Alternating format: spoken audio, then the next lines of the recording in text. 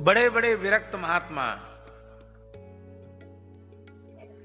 जो कंचन कामनी के स्पर्श से सर्वथा विमुक्त हैं, अनिकेत अमानी अपरिग्रही हैं, देह मात्र परिग्रह रखते हैं, ऐसे परम विरक्त महात्मा भी गृहस्थ के द्वार पर जाते हैं। क्यों जाते हैं? ऐसे विरक्तों के पीछे भी भगवान ने पेट लगा रखा है। अरे 24 घंटे में एक बार तो कुछ ना कुछ खाना पड़ेगा कि नहीं? तो गृहस्थ के द्वार पर विरक्त महात्मा कम से कम एक बार भिक्षा के लिए तो जाते हैं। पर श्री सुखदेव जी महाराज केवल वायु का आहार करके रहते हैं। वे धरती के किसी पदार्थ का उपभोग ही नहीं करते, न अन्न का, न जल का, न फल का, न फूल का। तो जब भिक्षा ही नहीं लेनी है तो किसी गृहस्थ के द्वार पर जाने का प्रयोजन क्या है? कथनचित किसी गृहस्थ का भाग्योदय हो जाए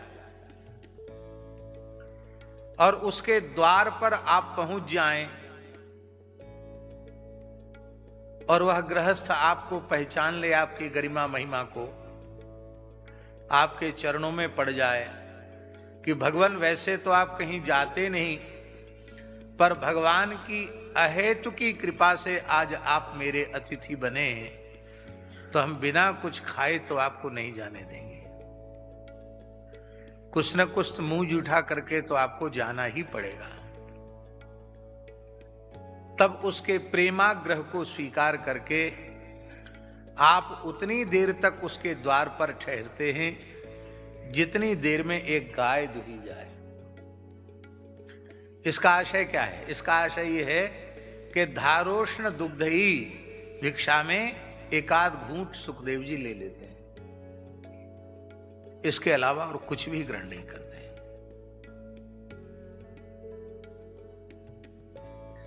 इससे एक संदेश और है कि सुखदेव जी जैसे दुर्लभ संत उसी के अतिथि होते हैं जिसके घर पर वेद लक्षणा भारतीय देसी गाय बंधी हुई होती है। जो गोपालक नहीं होगा, गो सेवक नहीं होगा, गो उपासक, गो भक्त नहीं होगा, उसके द्वार पर सुखदेव जी अतिथि नहीं बनेंगे।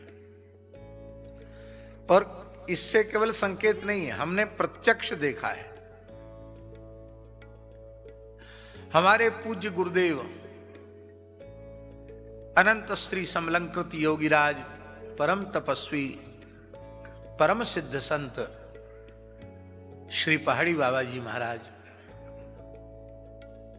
लगभग 130 वर्ष की आयु तक वे विराजमान रहे। कितने वर्ष की आयु तक? और उस समय भी वो गर्जना करते थे, ललकार करते थे तो अच्छे पहलवान के कपड़े खराब हो जाएं, इतना सिंह जैसी गर्जना थी उनकी। आहार कितना सूक्ष्म था। दिन में 1-1.5 छटाक साग मंदिर में जो भोग लगा है, और शाम को 1.5 पाव दूध, बस यही उनका आहार था। वर्षों तक यही आहार रहा।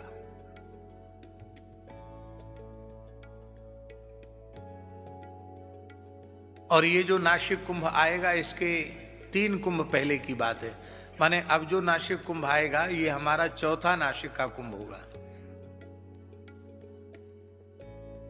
तो उस कुंभ में, माने इस कुंभ को लेकर 48 साल पुरानी बात हो जाएगी। तो उस कुंभ में हम महाराज जी के साथ गए।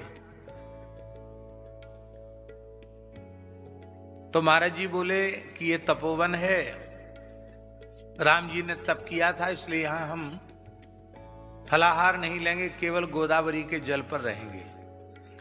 10 दिन तक केवल गोदावरी के जल पर रहे और अपने छत्ता में आकर विराज गए। तो बस बहुत कम, थोड़ी देर के लिए बस एक बार स्नान करने जाते थे, तब उठते थे बाकी एक आसन से बैठे रहते थे। एक बार मैंने सावधान होकर गिनती की कि कितने घंटे महाराज जी बैठते हैं, तो 22 घंटे एक आसन पर बैठे हुए हमने उनको देखा। 2 घंटे के लिए तो हम एकदम बेहोश जैसे हो गए, सो गए, पर हम सो के जगह तो देखा महाराज जी वैसे ही बैठे। इसका मतलब है वो 10 दिन तक लेटे ही नहीं।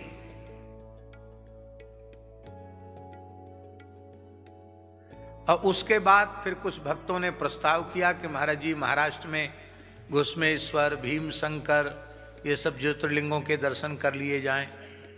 महाराज बोले चलो। अब 10 दिन का केवल जल पर व्रत, 100 वर्ष से ऊपर की अवस्था उस समय,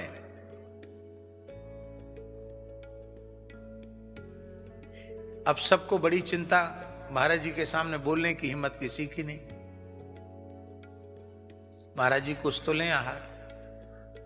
तो हमसे लोगों ने कहा महाराज जी आप कहिए। हमने महाराज जी को प्रार्थना की, महाराज जी सबके मन में बहुत कष्ट है, आप कुछ भी नहीं ले रहे हैं, कुछ तो लीजिए। तो बोले तुम कहते हो तो ले लेंगे।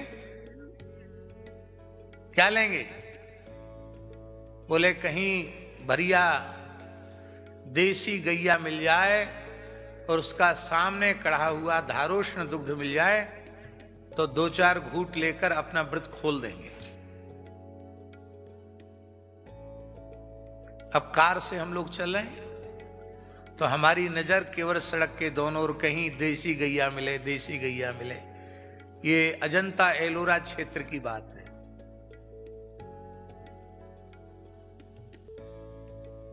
वहीं घुश्मेश्वर है। उसी क्षेत्र में एक किसान के कुआं पर मोटर चलती हुई दिखाई पड़ी और 10-15 सुंदर लाल रंग की देसी गाय बंधी हुई थी, महाराष्ट्र की नस्ल की गाय। देखती हमने कहा रोको गाड़ी। गाड़ी रोकी। महाराज जी अपने आप गाड़ी से उतर करके भीतर पहुंच गए। ऐसे महान दिव्य संत को देखकर वो तो अवाक रह गया किसान। उसने साष्टांग प्रणाम किया और अपनी पुरानी सी गूदड़ी बिछा दी। महाराज जी किसी के वस्त्र का स्पर्श नहीं करते थे, पर उसी गूदड़ी पर हमने आसन बिछा दी महाराज जी की आज्ञा से, और महाराज जी उसी पर बैठ गए। बोले कितने बजे दूध काटते हो? कि बस महाराज गैया लगाने का समय है। तो कुआं के जल से हाथ पैर धोए, मुख धोए, मस्तक धोया, मुख धोया। महाराज जी ने आराम से बैठ गए। दूध कढ़ा, थोड़ा सा दूध लिया उन्होंने, अपने लकड़ी का नारियल का पात्र था उसमें थोड़ा सा दूध लिया, फिर हमने लिया। साथ में कुछ सेवक लोग थे। तो महाराज जी बोले देखो तुम लोग गृहस्थी हो, मुफ्त में दूध पियोगे ना तो आंत फाड़ के निकल जाएगा, इसलिए किसान की सेवा करो, सेवा करो। सेठों से कहा कि तुम मुफ्त में मत पीना, हम तो बाबा जी, हम लोग तो भिक्षा से गुजारा करते हैं। सब ने उसकी कुछ भेंट की, बहुत संकोच में पड़ गया। बोले नहीं नहीं, गौ सेवा में लगा देना। फिर अपनी झोली में हाथ डाला, जितना पैसा निकला गिने मुने देखे बिना सब दे लो, गौ सेवा में लगा देना। रोने लग गया वो व्यक्ति, बुढ़ा। महाराज हम कैसे लें? अरे बोले नहीं, गैया की सेवा में लगाना, और तुम्हारी जहां इच्छा हो वहां लगाना। लगभग 1.25 घंटे महाराज जी वहां विराजे और चल पड़े। बड़े बड़े लोग अभिलाषा करते थे कि महाराज जी के चरण एक क्षण के लिए पड़ जाएं। दुर्लभ थे उनके चरण, जाते ही नहीं थे कहीं। और उस व्यक्ति ने कौन सी तपस्या की थी, कौन सी प्रार्थना करने गया कि आप हमारे यहां आकर विराजिए? किसी को चरण नहीं छूने देते थे। उसके पूरे घर परिवार ने चरण पे मस्तक रख रख के प्रणाम किया, सबको आशीर्वाद भी दिया। तो हमको समझ में आया कि यह केवल गौ माता की महिमा, जिसके कारण ऐसे महान सिद्ध संत उसके अतिथि बन गए।